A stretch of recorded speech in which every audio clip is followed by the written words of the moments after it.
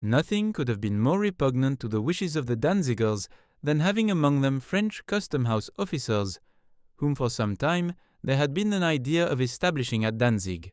I repelled the proposition as strenuously as I possibly could. The presence of these officers would have destroyed the small portion of trade which I still tolerated, notwithstanding the outcries of Napoleon.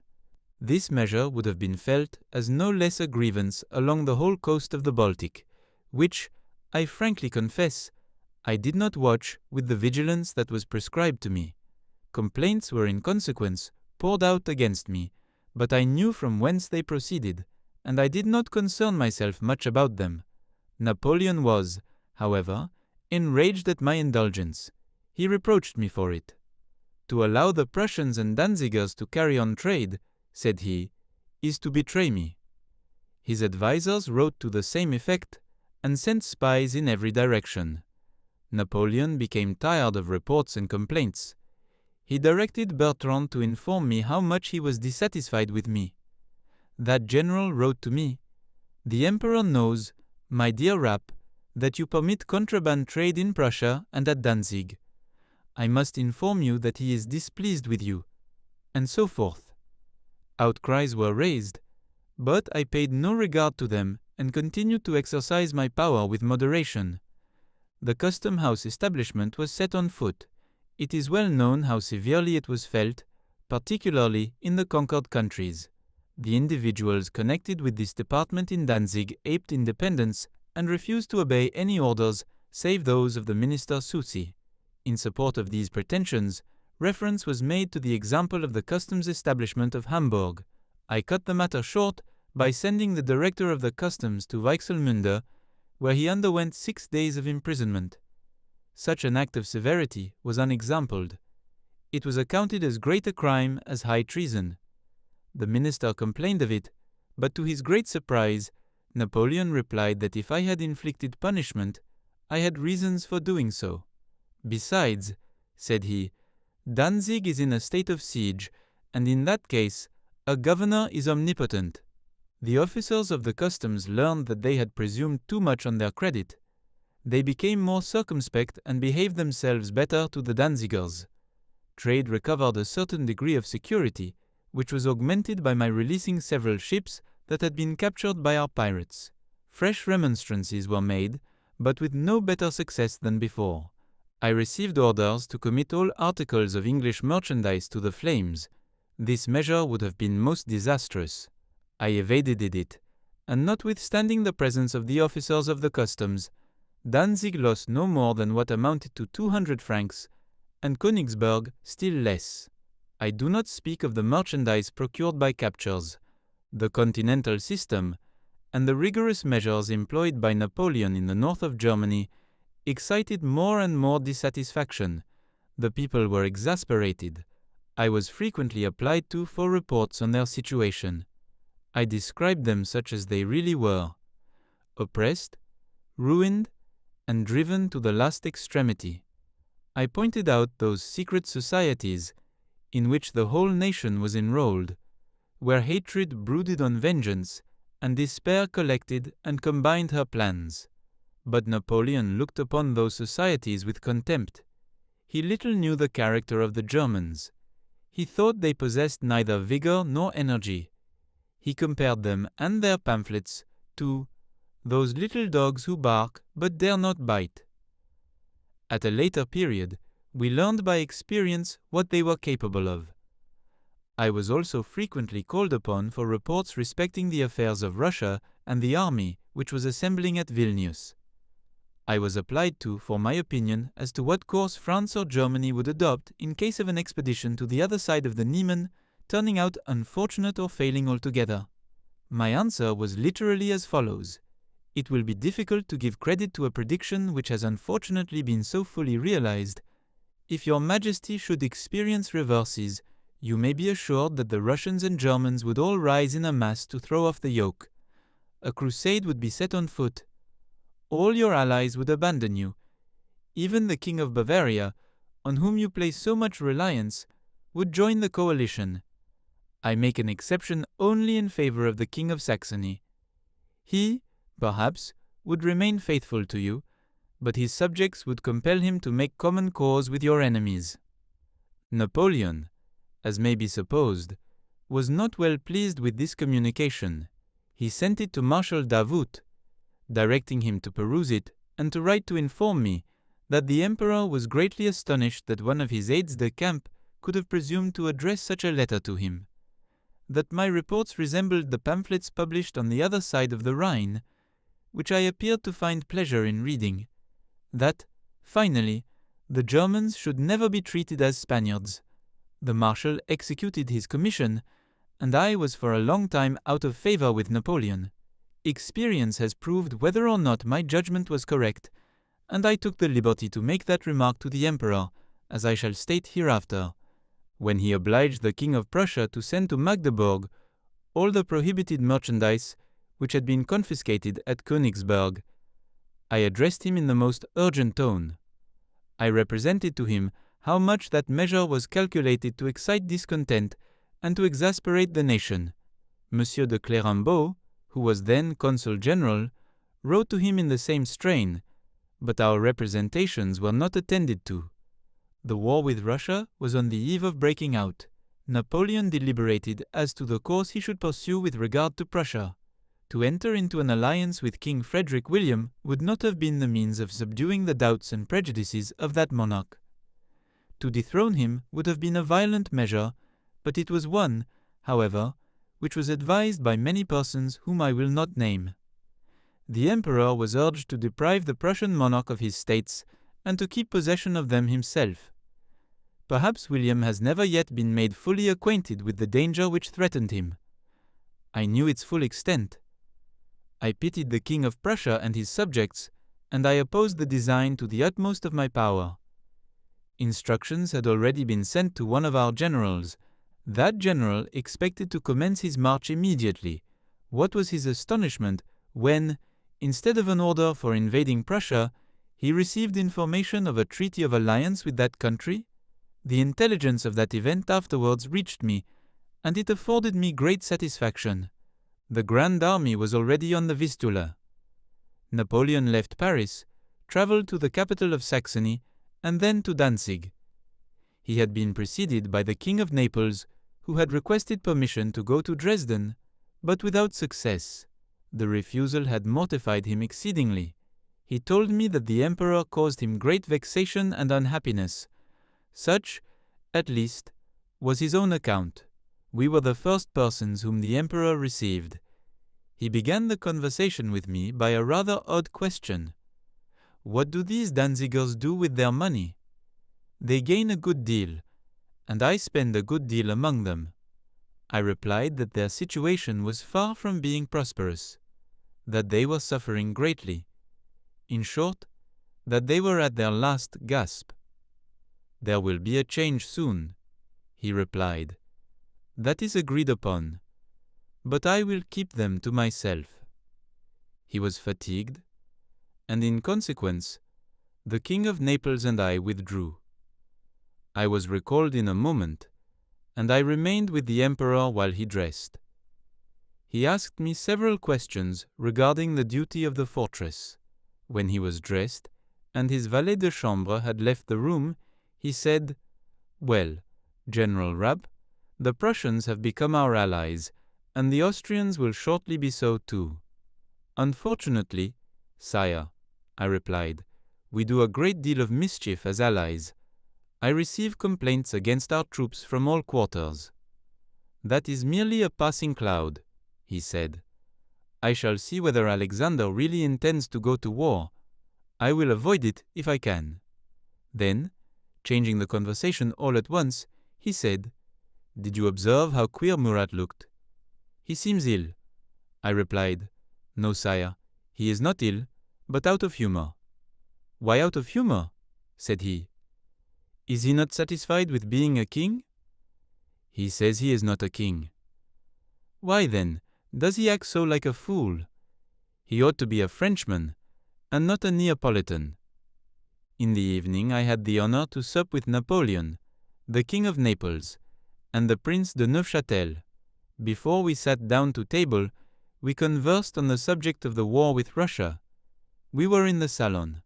The emperor, suddenly perceiving a marble bust on a bracket, said, "Whose head is that?" "Sire," I replied, "it is the Queen of Prussia's. So, General Rapp, you keep the bust of the fair queen in your house. She did not like me." "Sire," I replied, "I presume I may be allowed to possess the bust of a pretty woman. Besides, she is the wife of a king who is now your ally." The next morning we went out on horseback. Napoleon visited the fortress and did not appear satisfied with the works. When he perceived that I was not aware what object displeased him, he flew into a passion and said, before a number of persons, that he did not understand why his governors took upon themselves to act the part of sovereigns, and that he wished his orders to be executed. There had, indeed, been a little deviation from the strict letter of his commands, but it was trifling, and not worth the words that were made about it. The King of Naples said to me, in a low tone of voice, "Do not vex yourself about these reproaches. The Emperor is out of temper. He received letters this morning which put him in an ill humor." We afterwards returned home. Napoleon received the generals and officers under my command, as well as the civil authorities. To the latter, he put many questions regarding trade and finances. They deplored the state of their affairs. "It will change soon," said he. "I will keep you to myself. It is a thing determined upon. None but the great families prosper." Then, perceiving M. de Franzin the elder, he said, "You do not complain, M. de Franzins. Your affairs are in a thriving condition. You have amassed a fortune of at least 10 millions. In the evening, I again had the honor of supping with Napoleon, the King of Naples, and the Prince de Neufchâtel. Napoleon maintained silence for a long time. At length, he suddenly asked how far it was from Danzig to Cadiz. "Too far, sire," I replied. "Ah, I understand you, General," said he, "but we shall be further off a few months hence." "So much the worse," I added. The King of Naples and the Prince de Neufchâtel did not speak a word. "I see, gentlemen," said Napoleon, "that you do not wish for war. The King of Naples does not like to leave his beautiful kingdom. Berthier wishes to hunt at Grosbois, and General Rapp longs to be back to his superb hotel in Paris." "I must confess," I observed, "sire, that your Majesty has not spoiled me. I know very little of the pleasures of the capital." Murat and Berthier continued to observe profound silence. They seemed to be piqued at something.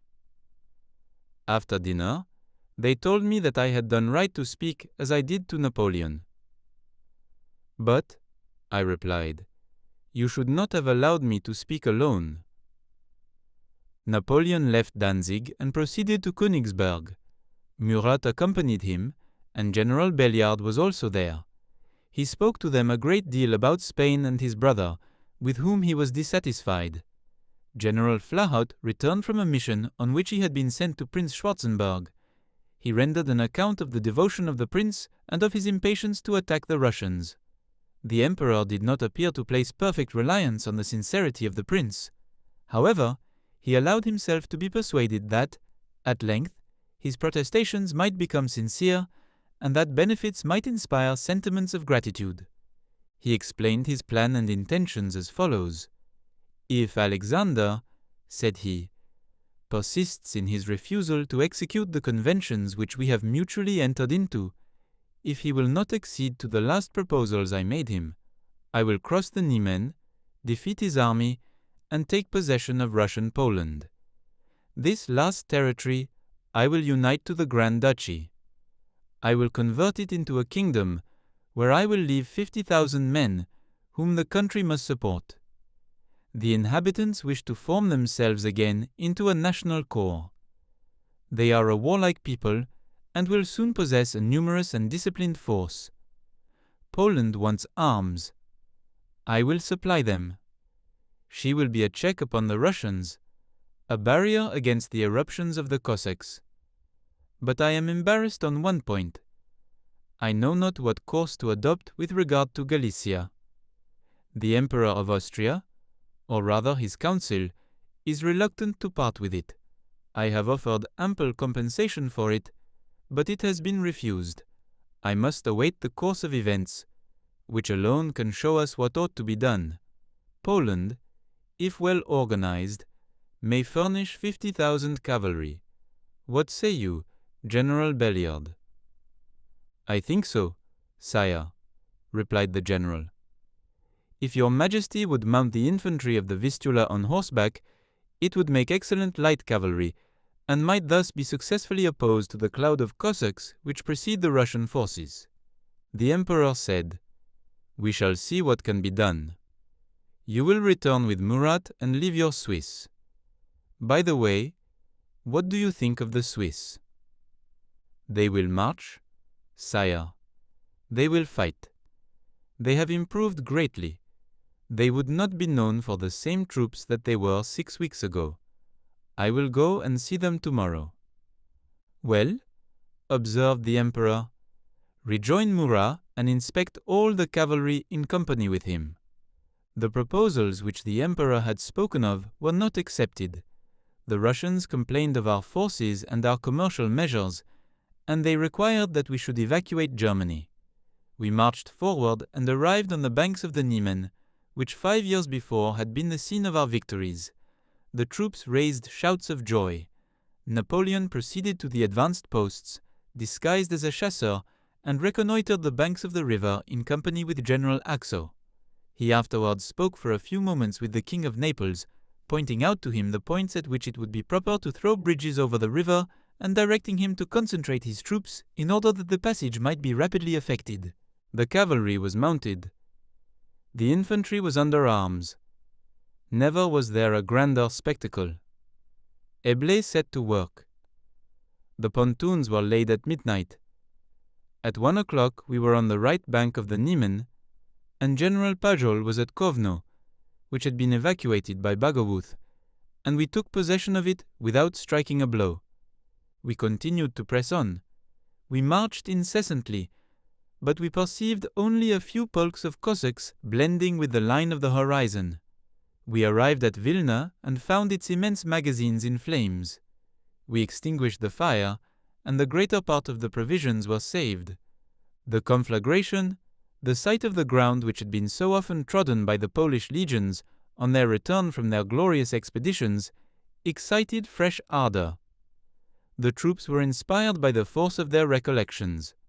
We dashed on in pursuit of the enemy, but the rain fell in torrents, and the cold had become severe. We were now in the bogs and quagmires of Pultusk, and we were destitute both of shelter and clothing.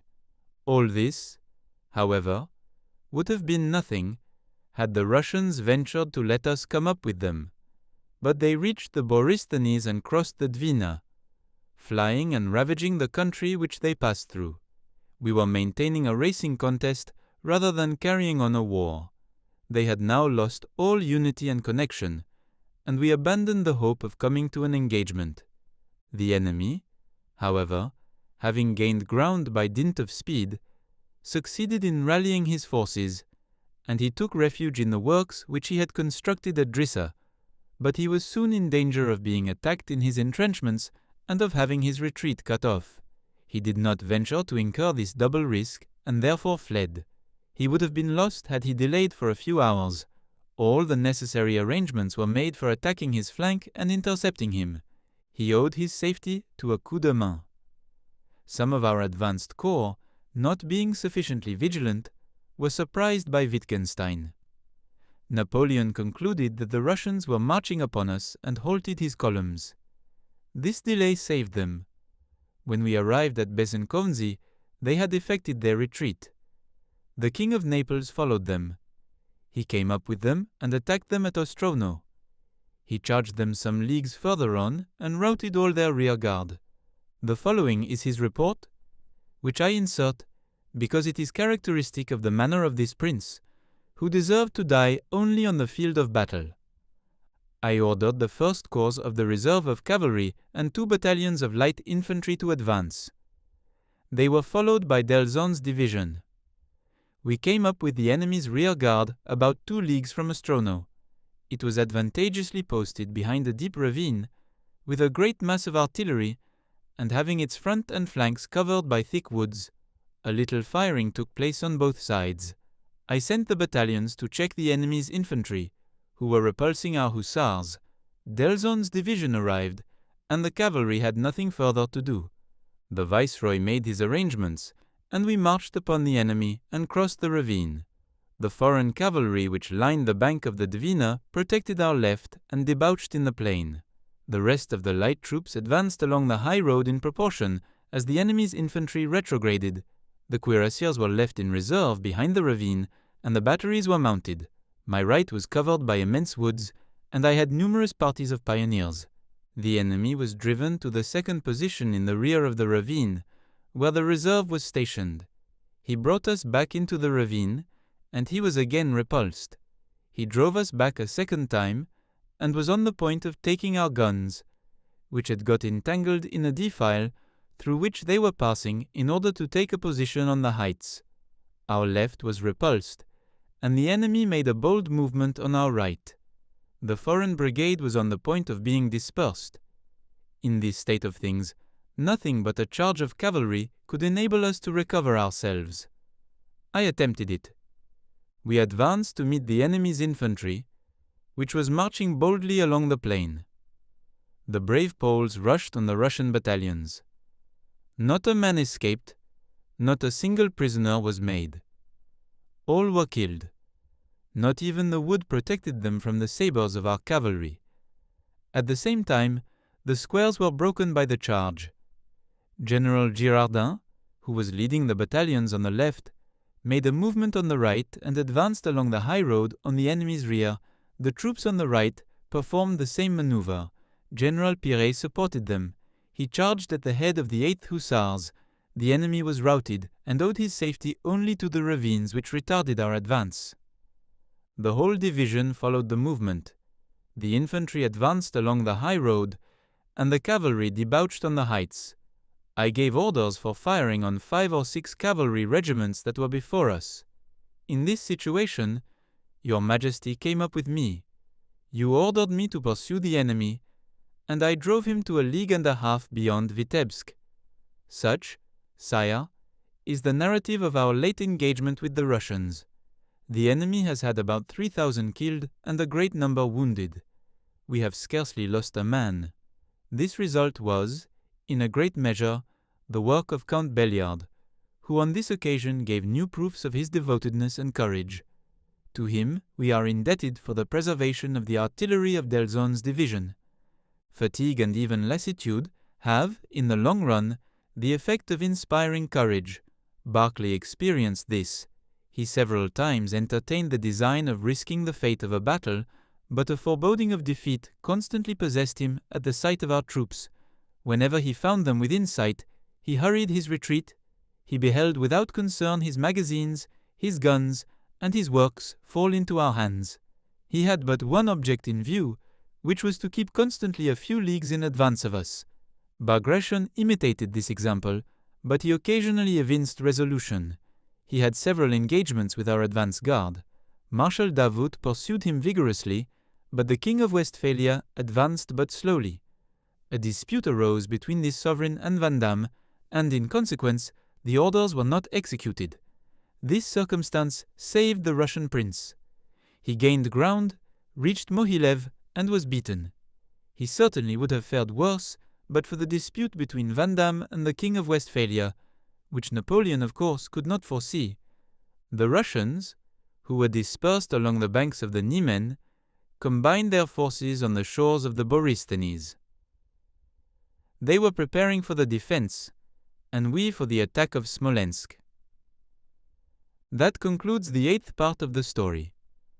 Thank you very much for listening. Please subscribe for more episodes and leave a comment.